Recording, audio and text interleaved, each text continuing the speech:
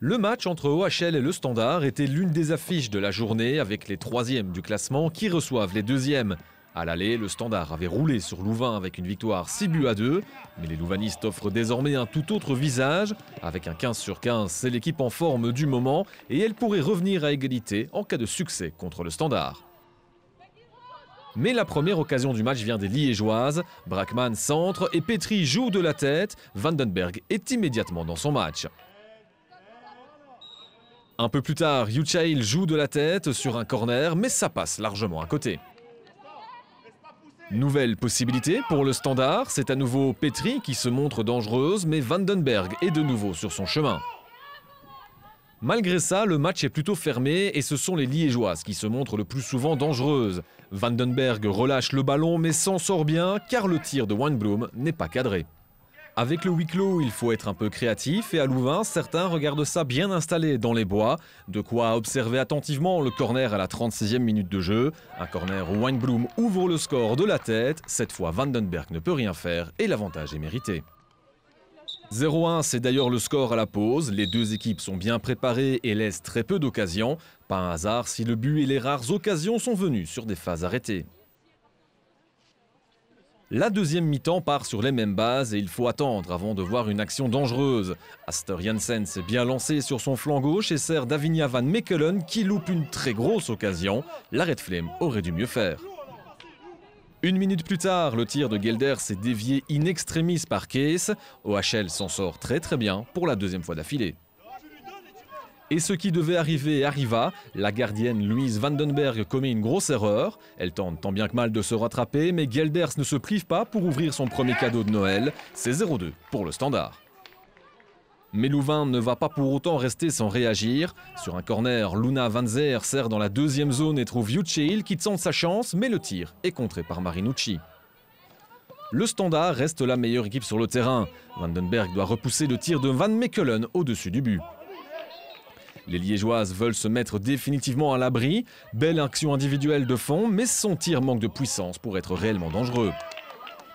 Avec des occasions qui ne donnent rien, Marie Dreuter prend l'initiative à distance, en vain.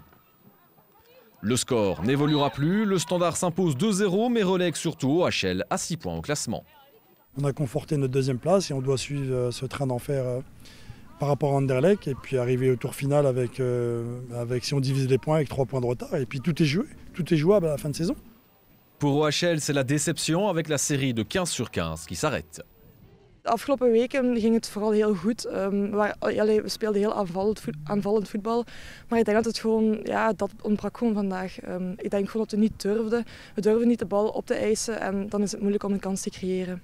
Er waren leukere manieren om de feestdagen in te treden, denk ik. Maar goed, ik denk dat we vandaag wel even met de voetjes op de grond zijn gezet. Wat dat ook logisch is tegen ploegen die het al x aantal jaren beter doen en die ook een gevestigde waarde zijn, denk ik. Le Standard peut de nouveau y croire et se remet dans le bon chemin après la lourde défaite 5-0 face à Anderlecht. Ik denk dat we eerder moeten kijken naar de eerste plaats, ook al hebben we 5-0 verloren vorige week. Maar ik denk dat we gewoon keihard moeten werken, nog een tandje extra erbij zetten, dat we het Anderlecht moeilijk kunnen maken.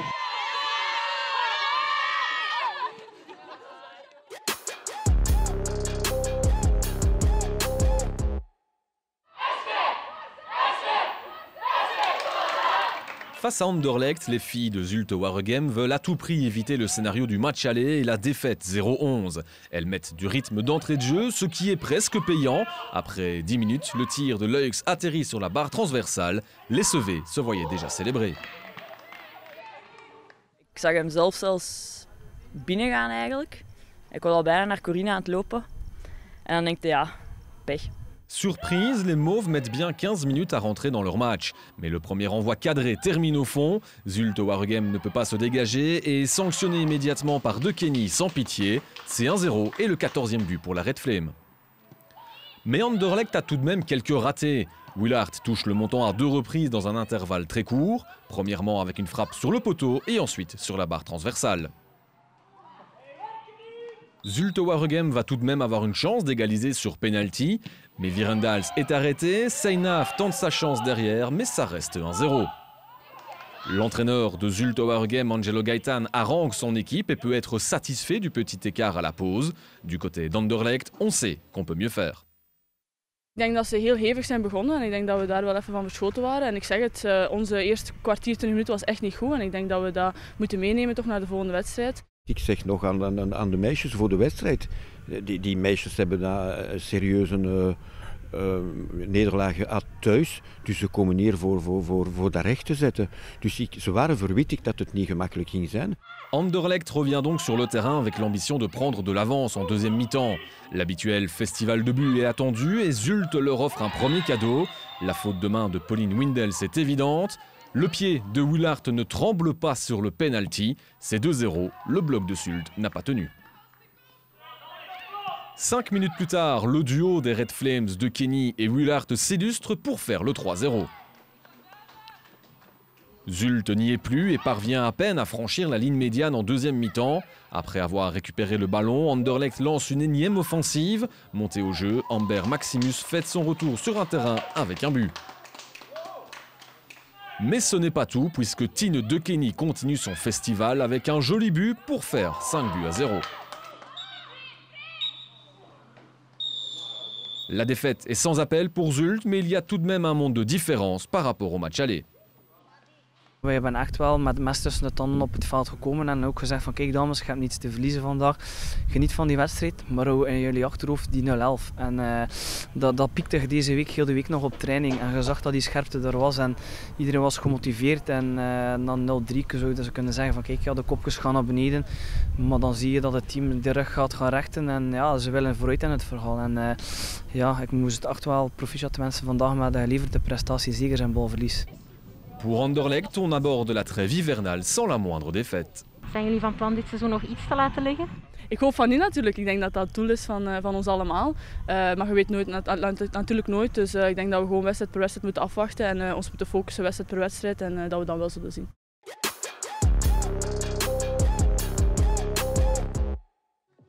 Lors du premier tour, le club Wayele s'était imposé 5-2 face aux Ladies de Genk. Après leur victoire 6-1 face à Alost le week-end dernier, les Brugeoises étaient en confiance avant ce match. Et le match commence à toute allure. Jeudi, Van Gelu lance l'offensive sur la droite et trouve Laridon pour déjà faire 0-1. Mais la joie est de courte durée puisque le but est annulé pour hors-jeu. Après cet avertissement sans frais, la réaction limbourgeoise ne se fait pas attendre avec le centre de Deuters pour Pauwels qui trouve le poteau. On joue depuis à peine 3 minutes. Nouvelle possibilité pour Genk un peu plus tard avec Emily Stavers. La frappe est puissante et trompe Gerhardt, c'est 1-0 pour Genk. Bruges a souvent le ballon mais peine à se créer des occasions, d'autant plus que Genk est bien présente dans les duels. Genk choisit ses moments pour mettre la pression et tenter de partir en contre-attaque. Merkelbach sert Deusters qui a une inspiration géniale. Gerhardt doit de nouveau se retourner. Le break est déjà fait, c'est 2-0. Het was een moeilijke bal om er nog iets nuttigs mee te doen. En ik zag de keeper in mijn ooghoek uitkomen. En ja, ik dacht, ja, je moet iets proberen. En met een beetje geluk gaat hem binnen, dat moet ik toegeven. Maar ja, binnen is binnen en hij telt. Derrière, Bruges ne parvient pas vraiment à réagir. Leur seul tir cadré arrive sur ce coup franc. Ce n'est d'ailleurs pas la journée du club Wayele. Van den Steen trouve Merkelbach qui se joue bien de la défenseuse pour alourdir le score. C'est déjà 3-0 pour Genk. Du côté des Brugeoises, il faut s'attendre à une sacrée soufflante dans le vestiaire.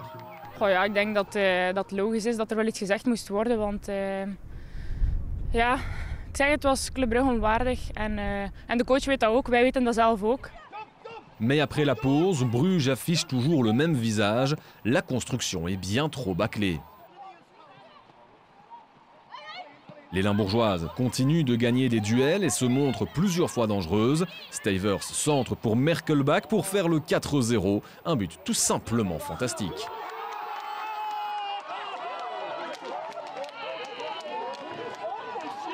De aanname kwam beter dan zelf verwacht, maar hij kwam perfect, dus ik moest maar in één tijd schieten, dus ideaal. Ja, het voelt wel lekker hè, als je zo'n bal vol kan raken en die vliegt erin. Zeg dat, het was met mijn linkervoet ook nog, dus ik stond zelf versteld, maar de ontlading was geweldig. Le club va encore bénéficier d'une occasion, mais ce sera bien la dernière. Léo van der Elst exprime sa frustration sur la gestion du match et se prend un carton jaune. Genk tente de s'offrir une dernière possibilité à l'heure de jeu, mais Van den Abel se blesse dans son duel avec Woods et doit sortir. Les deux équipes ne marqueront plus et Genk s'impose 4-0 face à des Brugeoises bien secouées. Ze waren veel scherper in de duels. De tweede bal was altijd voor hun. En wij hebben het een beetje ondergaan eigenlijk en dat is wel jammer. Après une telle performance face à une telle équipe, Guido Brepoels ne peut avoir qu'un large sourire jusqu'aux oreilles. Met zo'n jong team en dan deze prestatie leveren, ja, dan kun je als coach maar heel tevreden zijn. En je ziet dan heel veel dingen terug waar we 3-4 maanden aan gewerkt hebben. En dan die 4-0 ja, tegen Brugge. Ja, mag tellen hè. Place désormais aux célébrations après la victoire.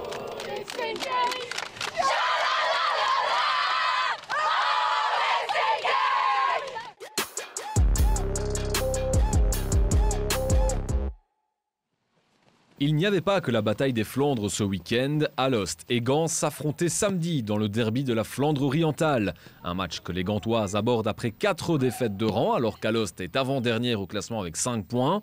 L'enjeu allait donc au-delà de la victoire pour les entraîneurs qui voulaient relancer une nouvelle dynamique positive, cette fois, juste avant la trêve hivernale. We hebben wel ja, onze sportieve doelstellingen en daar zitten we momenteel niet volledig op schema. Dus om daar weer in lijn te zitten moeten we die wedstrijd vandaag winnen. En liefst met een goed gevoel om inderdaad ja, op die manier de winterstop in te gaan. Ik hoop dat we vandaag een goede wedstrijd kunnen spelen. En dat we dat kunnen meenemen naar de winterstop en dan een beetje verder bouwen. Hopelijk nog wat versterking bijhalen en dat we op 23 januari klaar zijn om de tweede ronde toch een beetje beter in te zetten dan dat we ze tot nu toe hebben gespeeld. Si les Alostoises appuient en premier, c'est Gand qui va commencer idéalement la rencontre en marquant pratiquement d'entrée de jeu. Van der Donk marque maladroitement un autobus qui permet aux Buffalo de mener après 3 minutes. Mais les Alostoises vont tout de suite vouloir se reprendre et forcent les Gantoises à reculer. Avec son genou, Van Oren trouve Van Ackeren qui égalise. C'est un but partout après 6 minutes. Quelques instants plus tard, Van Oren est de nouveau à l'initiative. Bodewijn tire, mais ça passe largement à côté. Alost met la pression, mais sans vraiment mettre la défense adverse en difficulté. Après le quart d'heure de jeu, Gand va reprendre l'avantage. Lomen est à nouveau décisive en trouvant Lonen qui marque pour faire 1-2. Gand reste dangereuse en contre-attaque. Bakarné dégage, mais Lonen bénéficie du deuxième ballon et la néerlandaise va doubler son score personnel en 4 minutes. C'est 1-3, Gand fait le break. Van Mingeroet joue dans l'axe, mais le ballon est intercepté et Lomen est bien lancé. Mais Van Mingeroet parvient à revenir pour se racheter de son erreur. Alost s'en sort bien alors qu'il ne reste que 10 minutes avant la pause. Mais Lonen se blesse par après et doit sortir juste avant le retour au vestiaire où le score est de 1-3. Los van mijn doelpunten wil ik sowieso altijd 90 minuten spelen. Maar ik zat er lekker in vandaag en dan is het jammer dat het zo vroeg ten einde is. Le début de deuxième mi-temps est calme et il faut attendre 10 minutes avant de voir Gand mener l'offensive. Van Kerkhoven marque mais le but est annulé pour un hors-jeu. Gand parvient à trouver Lomen dans la profondeur. Le ballon passe devant tout le monde, y compris Prez qui n'en profite pas. Sur un corner, Van Britsom trouve la tête de Van Kerkhoven qui parvient à la mettre au fond pour faire 1-4. Alors que l'on joue depuis 58 minutes, le match semble plié. Et là, Van Kerkhoven n'a pas manqué son retour de blessure. Leuk, echt enorm. Ik denk na zo lang uit te zijn, om dan de tweede wedstrijd die dat je terugzet, een goal te kunnen meepikken is echt enorm. Maar dat is ook het verdienste van het mooie voetbal dat we hebben gebracht vandaag. En ik ben enorm trots om erbij te mogen zijn. Juste avant la fin, Matthijs frappe et trompe Bakarné, mais Van Loek parvient à éviter l'humiliation de justesse.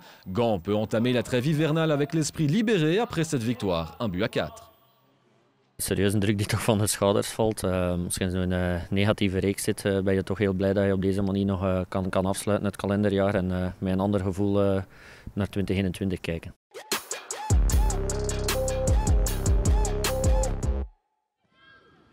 Charleroi est peut-être dernier de la Score Super League, mais elles ne sont pas venues au White Star pour jouer les faire-valoir.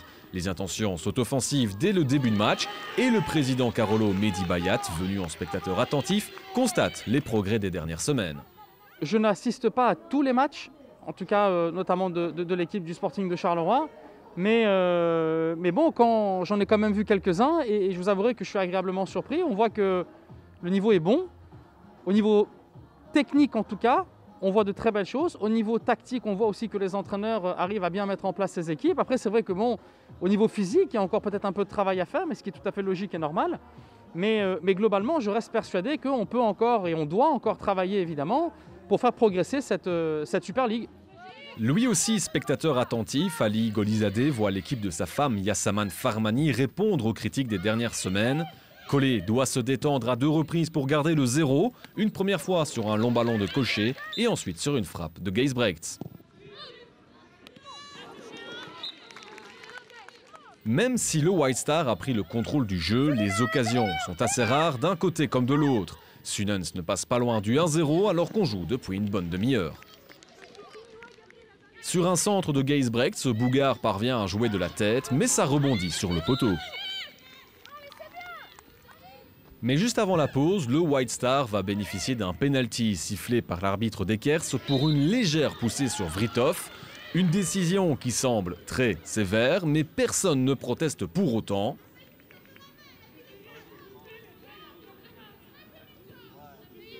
Marie Bougard va convertir le penalty pour faire un but à 0.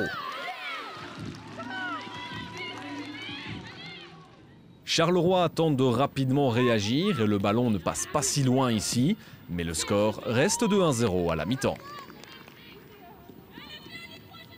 Si la première mi-temps a laissé le spectateur sur sa faim, la deuxième période est bien plus spectaculaire. Charleroi hésite en défense et Broos ne se fait pas prier pour sanctionner immédiatement. C'est 2-0.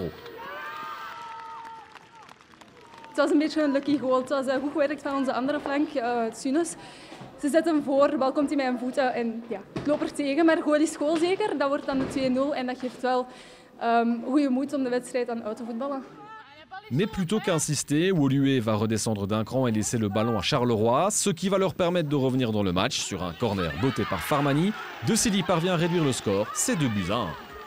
On fait encore une petite erreur et malheureusement on encaisse un goal. C'est vrai qu'à ce moment-là, dans la tête d'un coach, on commence un peu à douter, mais je pense qu'elle maîtrisait quand même le jeu et voilà, je sais que l'équipe aurait réagi et là ils l'ont fait, elles ont marqué un 3e goal, donc ça c'est le plus important pour nous aujourd'hui. Le White Star a bien reçu le message et réagi dans la foulée, mais le pied de Vritov est trop court pour creuser à nouveau l'écart et faire 3-1. Après, quand je mets le 2-1, bien sûr, ça repousse l'équipe. On remonte un peu, on pousse un peu plus. Voilà, les occasions qu'on a eues, on ne les a pas mises au fond. On a manqué de justesse. La dernière passe n'était pas toujours bonne. Mais on continue à travailler, on ne va pas baisser la tête pour ça. Et voilà. Un 3-1 qui va finir par arriver à 10 minutes du coup de sifflet final dans une phase confuse qui se termine par un autobus de Fourdin. Le White Star ne se laisse pas piéger pour s'imposer 3-1, au contraire du juge de ligne, auteur d'une belle glissade, heureusement sans gravité. On en a discuté cette semaine à l'entraînement et évidemment, voilà, elles se sont posées des questions, nous aussi.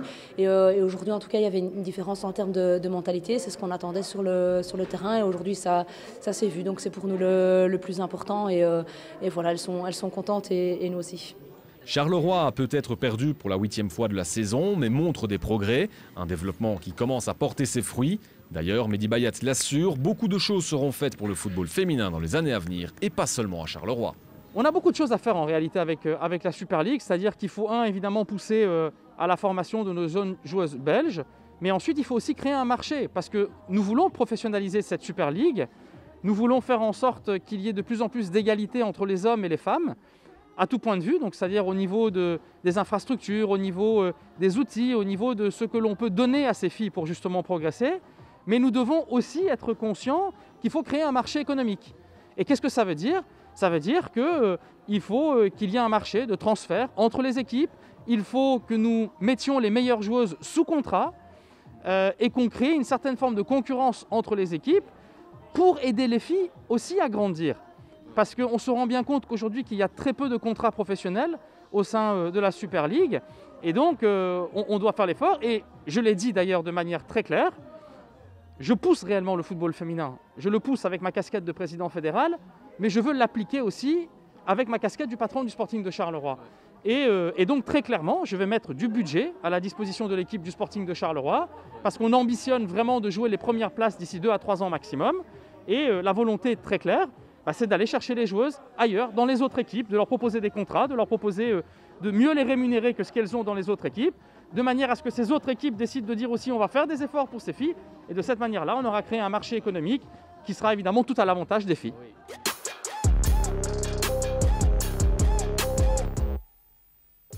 On passe en revue les résultats de cette 10e journée, donc avec la lourde défaite du club YLA, mais également les victoires d'Anderlecht, Gand, du Standard et de Genk. Au niveau du classement, Anderlecht reste parfait en tête avec 30 sur 30 devant le Standard. Le club YLA passe 5e alors que Alost et Charleroi restent derniers. Le programme de la 11e journée, avec notamment les belles affiches Anderlecht OHL et Genk la Gantoise, des dates et heures qui restent à confirmer. En attendant, passez de bonnes fêtes, une bonne trêve hivernale et on se retrouve fin janvier pour le Super League Highlights.